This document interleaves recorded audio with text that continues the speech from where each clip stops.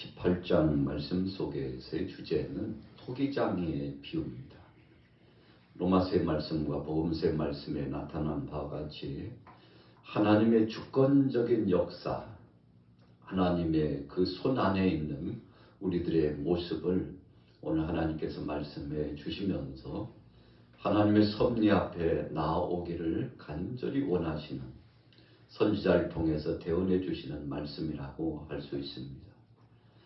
오늘 본문 말씀 속에서의 배경을 보면 예레미야 선지자가 주전 627년에서 586년경까지 약 41년 동안 선지자로서 사역을 하면서 하나님의 뜻을 선포하게 되죠. 유다 왕의 역사 가운데 보면 약 5왕이 지나면서 서서히 멸망의 늪으로 계속 빠져들어가고 있습니다. 요시야 왕이 31년간 사역을 진행하죠. 그 다음에 여호아하스가 3개월 동안 사역을 진행합니다. 여호야김은 11년 동안, 여호야긴은 3개월 10일 동안, 그리고 시드기야는 11년간 사역을 진행하고 종결짓습니다. 여러 왕들이 있죠. 유다 백성들이 여러 왕들이 있었지만 그러나 그 왕들마다 사역의 범주가 다 달랐습니다. 자신이 하고 싶다고 해서 할 수 있는 것이 아니죠. 이유는 하나님께서 주권적인 능력으로 붙잡고 계시기 때문에 그렇습니다. 그래서 예레미야 선지자를 통해서 하나님의 뜻이 계속 선포되어지게 됩니다. 우리가 잘 아는 대로 예레미야가 하나님 앞에 부름받아서 사역을 진행하게 되는데 참 그 사역이 좀 고달픕니다. 백성들을 향하여 하나님의 뜻의 말씀을 전해도 돌아보는 자가 없는 것이죠. 여러 선지자가 있습니다만 가장 고독한 길을 갔다고 생각하는 선지자가 바로 예레미야 선지자입니다. 하나님의 말씀을 대언하고 전하지만 돌아올 줄 모릅니다. 오히려 오늘 본문 말씀에도 후미에 나타나고 있습니다만 예레미야 선지자가 오히려 하나님 앞에 적극적으로 심판을 구합니다. 본시 선지자는 하나님의 뜻을 전하고 백성들을 향하여서 하나님의 긍휼의 역사가 임하기를 하나님 저들을 용서해 달라고 한 번 더 기회를 달라고 이렇게 하나님의 뜻을 전하면서도 긍휼을 원하는 것이 선지자의 대부분의 사역의 범위입니다만 오늘 예레미야 선지자가 얼마나 고통과 핍박을 당했으면 하나님 앞에 오히려 나가서 직고합니다. 오늘 본문 말씀 한번 보세요. 21절에 그러하온즉 그들의 자녀를 기근에 내어주시며 그들을 칼의 세력에 넘기시며 그들의 아내들은 자녀를 잃고 과부가 되며 그 장정은 죽음을 당하며 그 청년은 전장에서 칼을 맞게 하시며. 하나님 죄값은 당연한 것입니다. 이 죄값으로 말미암아 심판받는 것 마땅한 것입니다. 그러니 하나님 속히 저들을 심판하옵소서. 여러분 오죽했으면 이 선지자의 입에서 축복이 아닌 하나님의 심판과 저주를 갈망하는 그런 그 속심령이 토로되었겠습니까? 그만큼 백성들이 간악했다는 것입니다. 전하고 또 전하고 반복적으로 나가서 사랑하는 그 백성들이 하나님 앞에 돌아오기를 소원했으나 오히려 서두로 나갔지만 악대했던 저들이었지 않습니까? 그래서 하나님의 뜻이 이루어지기를 원했던 것입니다. 하나님 어떡합니까? 이 백성들, 하나님 이 백성들을 주께서 치시옵소서. 하나님께서 그 강하신 매로 때리시옵소서. 그래서 저들이 하나님 앞에 나와서 정신을 차리고 이제 온전히 믿음으로 돌이켜 새롭게 될 수만 있다면 하나님 그렇게 하시옵소서. 여러분 예레미야가 심판이 목적이고 이 유다 백성들이 멸망당하는 것이 목적이었다면 그냥 그것으로서 끝났을 겁니다. 그러나 그의 소원은 하나님의 심판이 임하기를 원하고 있지만 한편 깊은 마음속 심령은 하나님, 그러나 그럼에도 불구하고 저들이 돌아오기를 원합니다. 회복되기를 원합니다. 하나님께서 약속하신 바와 같이 다시 한번 하나님 뜻 가운데서 온전한 심정으로 살아갈 수 있도록 돌이켜 역사해 주시기를 원합니다. 여러분, 오늘 예레미야 선지자의 본심은 그런 것입니다. 자, 오늘 본문 말씀해 보세요. 예레미야 선지자를 하나님께서 부르십니다. 그리고는 토기장의 집으로 가라고 명령하십니다. 다 이유가 있었죠. 비유의 말씀을 주시기 위함입니다. 선하신 하나님의 주권적인 뜻이 어떻게 발동되어졌고 그리고 어떻게 진행되며 어떻게 이루어지실지에 대해서 확연하게 하나님께서 가르쳐 주시고 말씀해 주시기 위해서 하나님께서 이렇게 명령의 말씀을 주셨죠. 자, 본문으로 돌아가 봅니다. 오늘 18장 3절 4절 같이 읽습니다. 3절 시작. 내가 도기장이의 집으로 내려가서 본즉 그가 농로로 일을 하는데 진흙으로 만든 그릇이 도기장의 손에서 터지매 그가 그것으로 자기 의견에 좋은 대로 다른 그릇을 만들더라. 자, 하나님의 뜻과 목적이 있었죠. 도기장이가 행하는 그 모든 일을 목도해 보도록 예레미야 선지자를 이끌어 급파하여 주셨습니다. 그랬더니 흙이 이겨지고 또 터지고 모양이 이루는 듯 하더니 또 이겨지고 터져 나가고 토기장의 손에 따라서 이 모양 저 모양 저 모양 이 모양 일깨지고 또 다시금 형성되고 또 깨지고 형성되는 모습을 보았는데 참 어찌 보면 신기하기도 하고 어찌 보면 그 토기장의 손이 능란한 그 솜씨가 참 장관이었죠.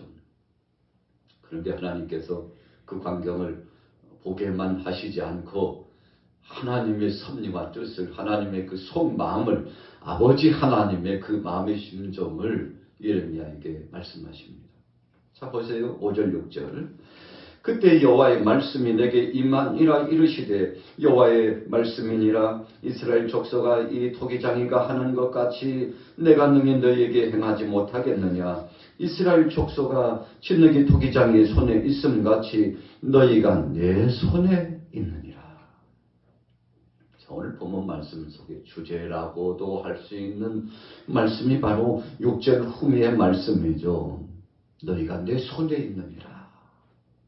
토기장이가 흙을 이렇게 가지고 쪼물락거리면서 모양을 만들고 자기의 작품을 만들어내는 것처럼 깨기도 하고 다시 형성하기도 하고 또 깨기도 하고 어떤 형상을 또 이루기도 하고 그러는 것처럼 너희는 내 손 안에 있다. 이 말씀을 하시는 거예요.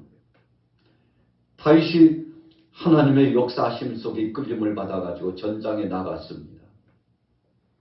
블레셋 군사들이 참 진을 치고 대단한 위세를 가지고 돌진해 옵니다.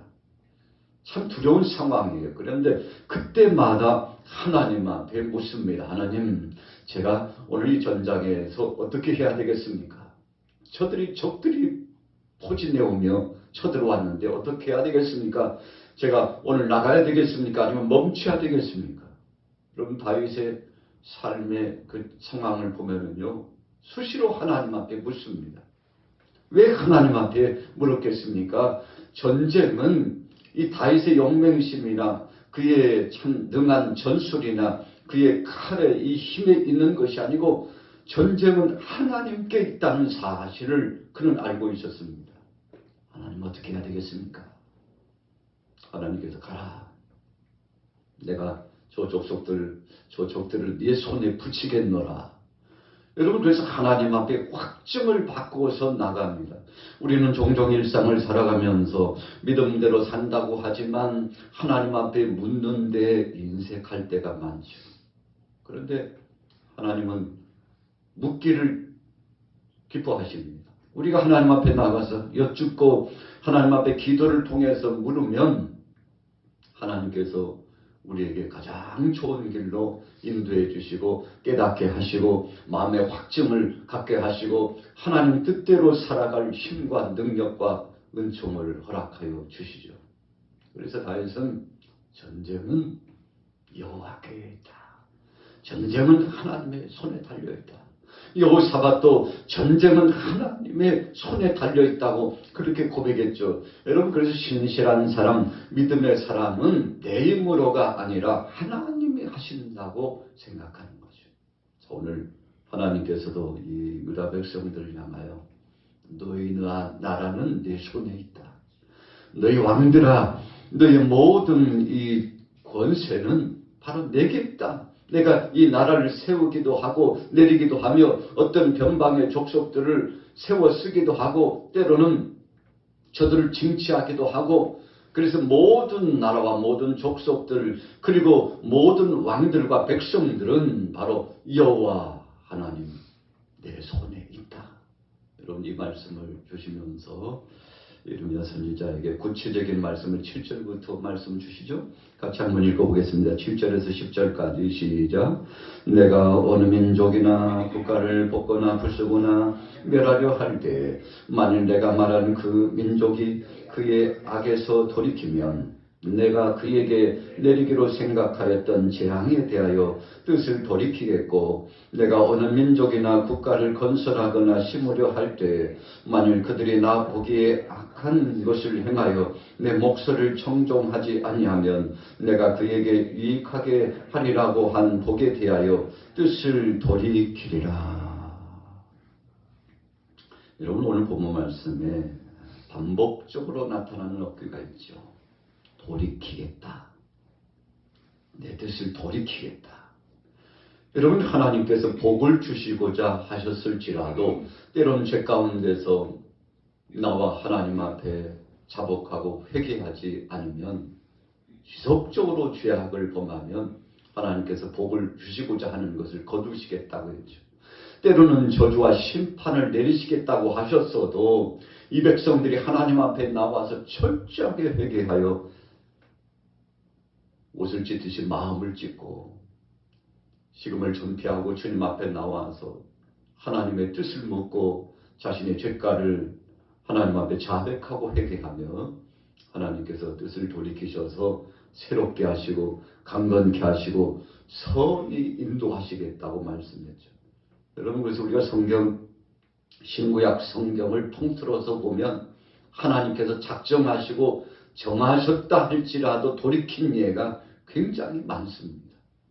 여러분, 이것이 하나님의 속성입니다. 하나님의 섭리의 뜻입니다. 그래서 오늘 아침에도 저와 여러분들이 나와서 하나님 앞에 기도하는 이유가 바로 이 본문 문맥 속에 그런 섭리와 뜻이 있기 때문에 그렇습니다. 하나님, 이 나라에 대해서, 우리 가정에 대해서, 저에 대해서 주께서 확정하시고 이제 모든 것들을 진행하시고자 하셨다 할지라도 한 번만 하나님 돌이켜 주옵소서. 여러분, 우리가 하나님의 긍휼하심을 구할 때 그렇게 기도하지 않습니까? 하나님, 모든 것이 확정되고 확정되었다 할지라도 한 번만 주님 돌이켜 주셔서 기회를 허락하여 주옵소서. 히스기야 왕이 하나님의 뜻 가운데 왕정을 진행하면서 참 창대한 역사를 진행해왔죠. 우리가 유다 왕 가운데 다윗 다음에 누굴까 생각해보면 그 다음은 히스기야 왕이다 할 만큼 하나님 뜻대로 살려고 참 몸부림치면서 선한 길을 쫓아 나갔던 영적으로 깨어있는 왕 아니었습니까? 그럼에도 불구하고 저도 하나님 앞에서 약하고 또 많은 허물이 있고, 그래서 하나님의 뜻을 거스르고 자신의 욕심을 추구하려고 하고, 여러분, 이게 바로 우리 인생의 모습입니다. 완전한 것 같은데 약해요. 여러분, 우리는 모든 것을 주님 뜻 가운데서 선히 나간 것 같은데 하나님이 보시기에는 이 하나님의 저울입니다라는 경우가 너무 많습니다. 여러분, 그래서 우리는 매일처럼 바울의 심정과 같이 우리 자신을 쳐서 복종시키는 거 아니겠습니까? 그래서 말씀을 읽을 때마다 새로워요. 기도할 때마다 우리 마음속에 새로운 역사가 성령 안에 이루어져요. 왜 그렇습니까? 그 그만큼 우리가 불완전하고 약한 존재요. 하나님의 뜻을 거스려서 육신의 정욕, 안목의 정욕, 이 세상 자랑에 빠져가지고 그것에 빠져서 하나님의 뜻을 거스리고 하나님께서 보시기에 합당치 않는 행보로 자꾸만 나가고 있는 내 모습, 20년, 30년, 50년, 60년이 되어도 아직도 변화가 없는 우리 자신들의 모습을 발견하는 거죠. 자, 하나님께서 돌이키면 어떤 때는 긍정의 표현이고 어떤 때는 부정의 표현입니다. 자, 보십시오. 10절 후미에도 한 복에 대하여 뜻을 돌이키리라. 여러분, 하나님께서 돌이키시는 예가 있는데 오늘 저와 여러분들에게는 선하신 편에서 돌이킴이 있기를 축복합니다. 여러분, 주께서 우리에게 기대감을 갖고 계셨다는 것입니다. 자, 11절 중반절 보세요. 너희에게 재앙을 내리며 계책을 세워 너희를 치려하노니 너희는 각기 악한 길에서 돌이키며 너희의 길과 행위를 아름답게 하라. 여러분, 하나님께서 모든 것을 계획하시고 이제 진행하시고자 하시는데 그럼에도 불구하고 한 번 더 기회를 주시고 있는 내용의 말씀입니다. 그렇다 할지라도 너희가 돌아오면 사랑하는 자야 나의 아들 딸들아 내게 돌아와라. 그리하면 내가 뜻을 돌이키리라. 이런 반복적으로 말씀하고 있죠. 12절에 보세요. 그러나 그들이 말하기를 이는 헛되니 우리는 우리 계획대로 행하며 우리는 각기 약한 마음이 완악한 대로 행하리라. 참 안타까운 거죠. 이런 상황의 말씀은 절대 있어서는 안 되는 거 아니겠습니까? 그러나 반복적으로 계속되고 있습니다. 그래서 마침내 17절에 보면요 이렇게 말씀하고 있어요. 내가 그들의 원수 앞에서 흩어버리기를 동풍으로 함같이 할 것이며. 자, 하나님께서 심판의 막대기를 결국은 들으셨네요. 동풍이라고 하는 것은 동쪽의 세력 바벨론의 엄청난 세력을 통해서 하나님께서 징치하시겠다는 거 아니겠습니까? 어떤 때 성경에 보면 동풍을 통해서 선히 역사하시는 예가 있죠. 홍해를 하나님께서 가르실 때에도 엄청난 이 바람의 역사, 동풍의 역사를 통해서 하나님께서 함께 하셨는데 여러분, 이 동풍의 의미가 부정적인 의미에서 역사되었을 때에는 하나님께서 때리시는 막대기로 등장하기도 했다는 거 아니겠습니까? 자, 18절 보세요. 그들이 말하기를 오라 우리가 꾀어내어 예레미야를 치자. 제사장에게서 율법이 지혜로운 자에게서 책략이 선지자에게서 말씀이 끊어지지 아니할 것이니 오라 우리가 혀로 그를 치고 그의 어떤 말에도 주를 주의하지 말자. 여러분, 왜 이런 말씀이 나온 겁니까? 사실은 예레미야 선지자 외에는 하나님의 선하신 말씀을 전하는 자가 없었죠. 선지자라고 자처하는 많은 종교 지도자들이 거짓을 말했거든요. 왕이여 걱정하지 마소서. 우리나라가 어떤 나라입니까? 유다입니다. 유다. 우리의 도성이 어느 곳입니까? 시온입니다. 예루살렘입니다. 절대 외세 침략이 이 나라와 이 도성을 침략할 수 없지요. 하나님이 우리와 함께 하시기 때문입니다. 걱정 붙들어 매세요. 왕이요 염려할 거 없습니다. 여러분, 종교 지도자들이 다 그렇게 말이죠. 오히려 예레미야가 선포하는 이 하나님의 뜻을 전하는 말씀은 참 저런 못된 자가 있느냐. 저의 입술을 통해서 저주만 나왔지 복이 나온 예는 없다 하면서 예레미야를 얼마나 괴롭히고 고통스럽게 했는지 몰라요. 여러분, 진실되고 참이 전해지는데도 그럼에도 불구하고 참되고 진실된 하나님의 말씀을 경시했으니 호세아서의 말씀에 나타난 바와 같이 하나님을 아는 지식이 없어서 결국 멸망당하는 거 아니겠습니까? 오늘 저와 여러분들의 마음속에도 주님의 말씀이 우리를 주장하고 우리를 이끌어 가신다면 평강의 복 아니겠습니까? 오늘 하루 동안도 토기장이 되신 주님, 주권적으로 우리의 삶과 일거수일투족을 책임져 주신 그 하나님 앞에 모든 것을 맡기고 오늘 작심하고 이 아침에 나오셨지 않습니까? 기도하심으로 응답받으시고 믿음으로 승리하시기를 예수님의 이름으로 축원합니다.